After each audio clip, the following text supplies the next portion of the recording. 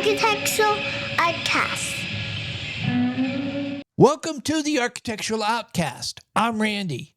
In the early 60s, Penn Station in Manhattan was unceremoniously bulldozed and replaced with Madison Square Garden and Penn Plaza. Randy, what the heck are you talking about? This video's supposed to be about Christopher Nolan's Odyssey and beauty. Why are you talking about Penn Station? Hold your horses there, mysterious, spooky voice asking good faith questions. Architectural Outcast videos aren't about sound bites. They're about thinking. And there is a direct connection between the demolition of Penn Station and Christopher Nolan's Odyssey. So let's just work through it, shall we? The excuse given to justify bulldozing Penn Station before anybody could object was that by the late 50s, early 60s, people just weren't using trains anymore. So get rid of it now, right away. Y'all see, despite the claim that the American public was no longer using trains, which was true, they didn't get rid of the train station. They got rid of Penn Station, the Beaux-Arts building. And that gets to the real issue, the real agenda, the function of beauty, the role of civic architecture, and the relationship between the public and government institutions. The 1910 building by McKim, Mead, and White is considered to be a masterpiece of the American Beaux-Arts style, as differentiated from the European Beaux-Arts. And the downfall of the building can be found in the name itself. Beaux-Arts, the beautiful art.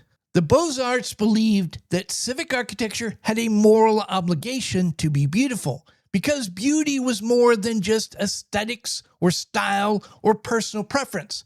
It served a function. Beauty had a symbolic function, a cultural function, a social function, and a psychological function. Beautiful civic architecture was a sign of a proud, self-confident, successful culture. The reason why the Beaux-Arts emphasized classical references, Greece and Rome, is because it didn't matter if you came from Belfast or Constantinople, Madrid or Moscow. You would acknowledge that Greece and Rome was the foundation of your culture's art and architecture. Regardless of if your family had been in America since 1621 or you just gotten off the boat in 1910, America's civic architecture would feel open and welcoming because you would perceive it as a continuation of your culture's artistic and architectural traditions. By the late 50s and early 60s, led by art and architecture, various social institutions, academia and government wanted to change the relationship between the American public and civic architecture because they had two major problems with the Beaux-Arts and its two major following styles, Art Nouveau and Art Deco. How they relied on historic reference and traditional interpretations of beauty. Modernism and its follow-up brutalism, the preferred styles of the intelligentsia and government, is openly hostile to history. It claims to be ahistoric, out of time, out of place, because people who learn history tend to learn all sorts of lessons from history, and we can't be having that. Get rid of the past. Kill it if you have to. So how are they going to kill the past? Kill history? By destroying beauty. The first thing they did was separate beauty from function. Beauty was now nothing more than style, aesthetic, and personal preference. Academics then claimed that only those with a proper education, their education, were even capable of understanding what beauty was really all about.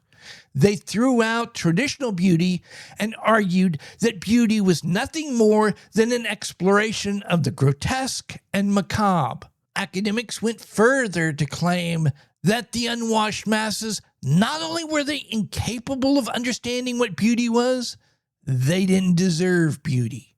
So therefore, they needed to sit down and shut up and accept what their betters gave them. Architecture, by its very nature, is exclusionary.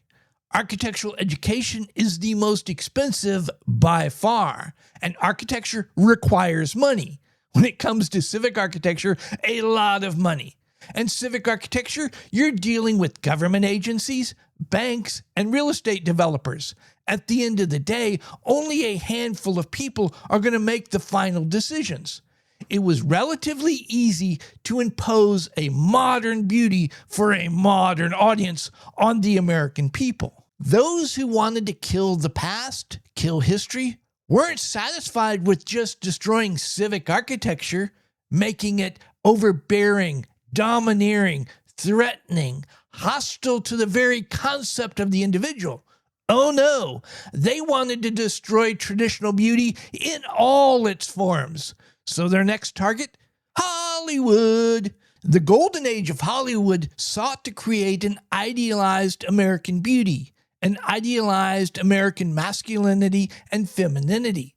In the 60s and 70s, Hollywood said, screw that, we're going to impose the grotesque and macabre on the movie-going public. So that's why they started pushing people like Cher, Shirley MacLaine, Jack Nicholson, and Robert De Niro. Wait a minute! Randy, you're full of crap! I don't think you know what you're talking about! Cher is gorgeous! Okay there, disingenuous, whiny, hippie voice acting in bad faith. If you're going to tell a convincing lie, you have to base it upon a kernel of truth. Traditional beauty standards are based upon mathematics, proportions.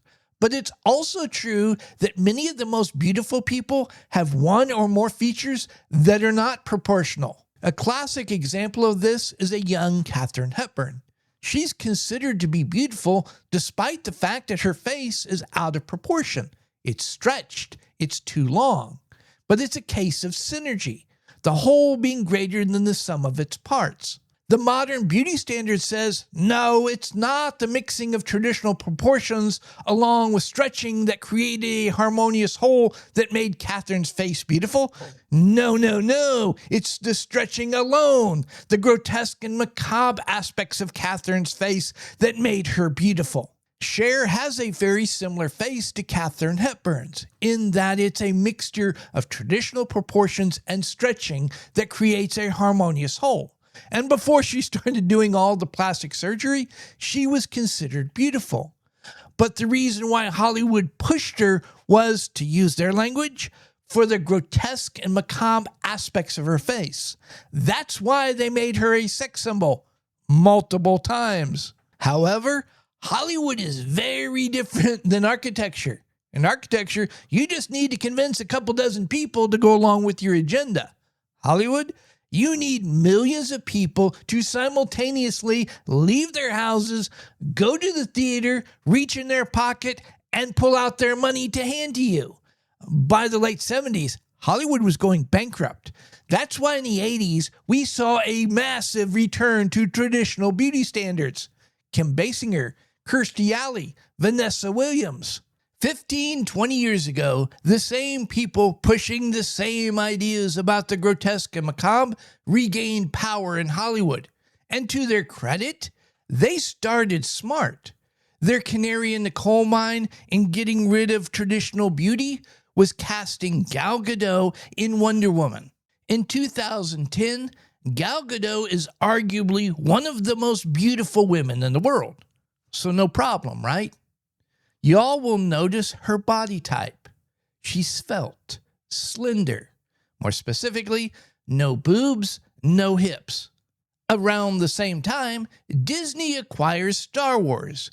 And in their sequel trilogy, we have an all-new female hero, Daisy Ridley. And again, we see the same pattern. Daisy's a very pretty woman, but she has the same body type, svelte, slender, no boobs, no hips. Around 2018, all pretense was dropped. All of Western entertainment, movies, shows, video games, animation, comics, all of it stopped casting beautiful women who just happen to have the same body type and went headlong into what I like to call an alternate aesthetic. This is what a lot of people like to refer to as the uglification of women, and that's true as far as it goes. What they're trying to do, though, is replace traditional beauty with the grotesque and macabre. And why would they want to do that, you all might ask? Because you can't kill the past if you have something that is constantly referencing the past. And we've watched as character after character after character is systematically given the grotesque and macabre treatment. And every time there's been pushback, we get the same argument. Who cares? They're just fictional characters. They're just made up. What does it matter what they look like? Who cares? Well, apparently you care, because you keep doing it over and over and over again up until the point of bankruptcy.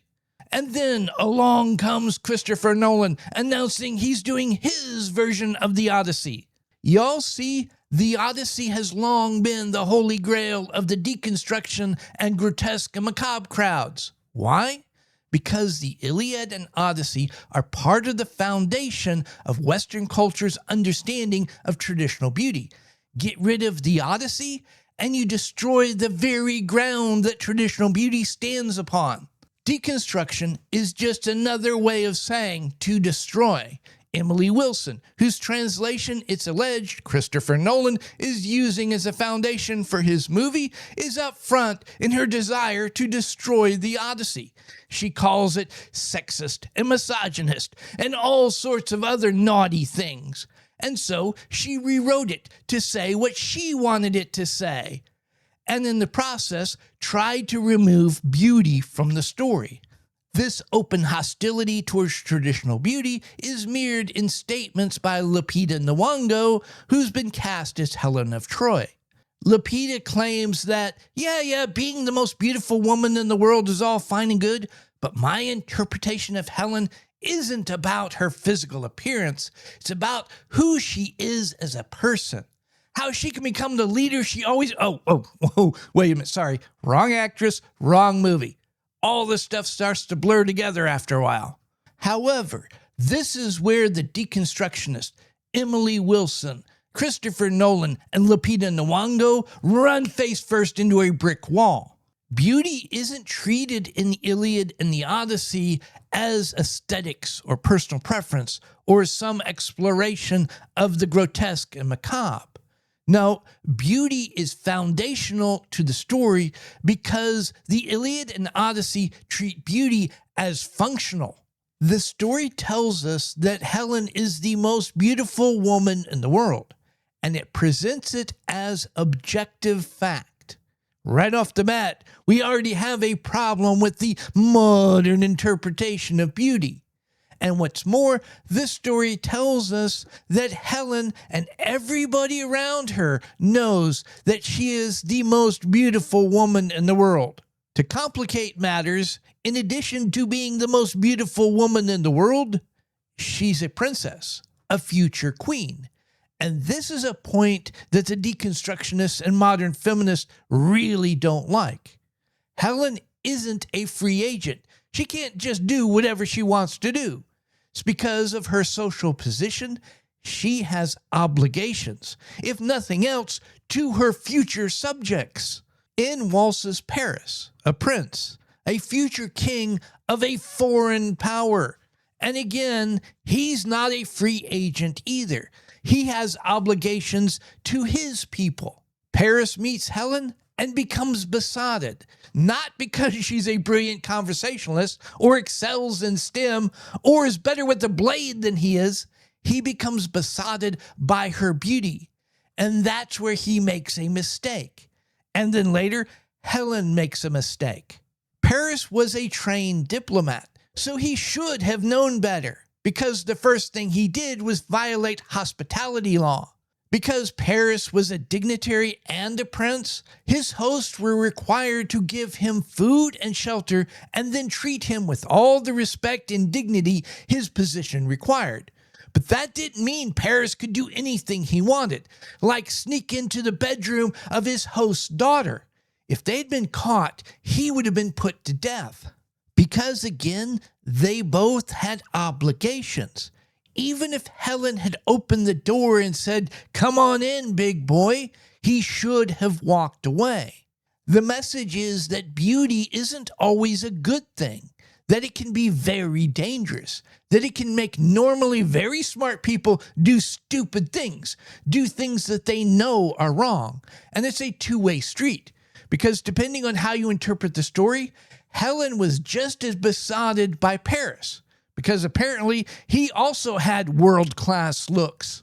By abandoning their obligations and running off together, Helen and Paris set into motion a series of tragic events, the least of which is they condemned the people of Troy to death, because Helen became the face that launched 1,000 ships. And it's that claim, the face that launched 1,000 ships, that's a major bone of contention with the deconstructionists, because they want to say, no, it was all political. Agamemnon and his buddies, their problems with Troy was they were too powerful. They controlled too many sea lanes. They were too wealthy, that they just used Helen as an excuse to justify the war that they already wanted. There are two problems with this argument. The first one, let's take it at face value, that it was all political, that Agamemnon and his pals used Helen to justify a war that they really wanted, a war based upon political machinations. But they're still stuck with Helen. She has to be beautiful enough to make the cover story believable. She has to be beautiful enough to justify the war. She has to be beautiful enough to convince everybody to stop what they're doing and go to war. And then she has to be beautiful enough to convince everybody to stay there for 10 years trying to get her back. The second and bigger problem, that's not the story.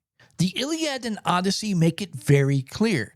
Agamemnon, Ulysses, Achilles, the whole crew, they went to war because of Helen's beauty. Period. Full stop. The deconstructionists keep trying to say, yeah, but that's not reality. That's not how the real world works. No kidding, genius. That's why it's called fiction. It's not history, it's mythology. It's not trying to tell us what happened, it's trying to teach us lessons. The problem is that the deconstructionists don't like the lessons that the Iliad and Odyssey teach, so they want to change the lessons. That's the quagmire that Nolan finds himself in. If you're going to tell the story of the Odyssey, Helen has to be beautiful, stunning, jaw-dropping beautiful.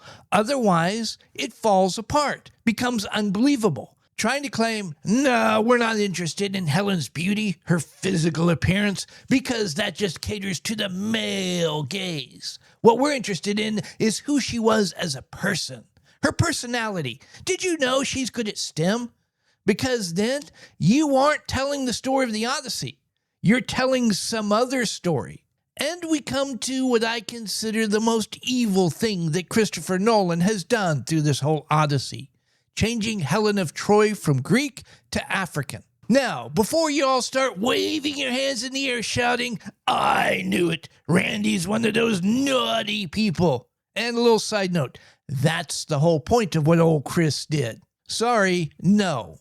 I believe that the Odyssey, and the Iliad as well, belong to the world. So if you want to tell those stories set in a different time and a different place through a different cultural lens, knock yourself out.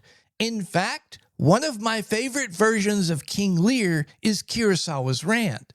And one of the great things about what Kurosawa did is his version isn't a one-to-one copy of Shakespeare. King Lear isn't an innocent man forced to suffer. He's having to answer for all the vile things he did to take power. Very Japanese. Yeah, but that's not what old Christopher Nolan is doing here with the Odyssey. Going back to beauty, we see the exact same pattern repeating itself in the casting of not only Lupita, but Zendaya as well. Zendaya is svelte and slender. No boobs, no hips. And she is unconventionally attractive, with aspects of her face that they would call grotesque and macabre. And it's the exact same thing with Lupita, svelte and slender. No boobs, no hips. And she also is unconventionally attractive, also with elements that they would call the grotesque and macabre. We have two characters, Helen of Troy and the goddess Athena, whose personas are directly tied to their physical beauty, being portrayed in a very consistent manner, with each other and with 15 years of history. The casting of Zendaya and Lupita were political and ideological acts. But Christopher Nolan is a coward. He doesn't have the courage of his convictions to let his political and ideological acts stand on their own. Partially because he knows the public has rejected that ideology. They're not willing to spend their hard-earned money to go look at the grotesque and macabre. It's partially why Hollywood's going bankrupt. So he fell back on another pattern we've become very familiar with over the last 15 to 20 years.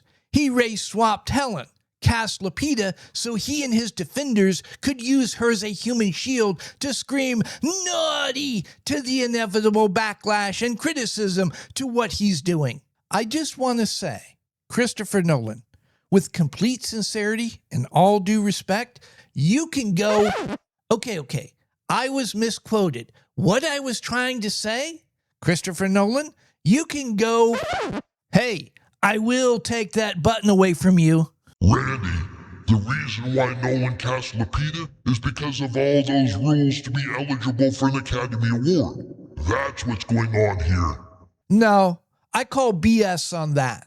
Those rules have been around for a while, and Nolan has never cared in the past, and his not caring hasn't hurt him winning Academy Awards either. So this time around, it's willful. He is choosing to make a political and ideological statement. And I will repeat myself. Christopher Nolan is a coward. He doesn't have the courage of his convictions to let that ideological and political statement stand on its own. So he race-swapped Helen, cast Lupita. A wealthy, powerful elite is using a black woman as a human shield to make money. Make of that as you will. But as I already said, as far as I'm concerned, Christopher Nolan can go.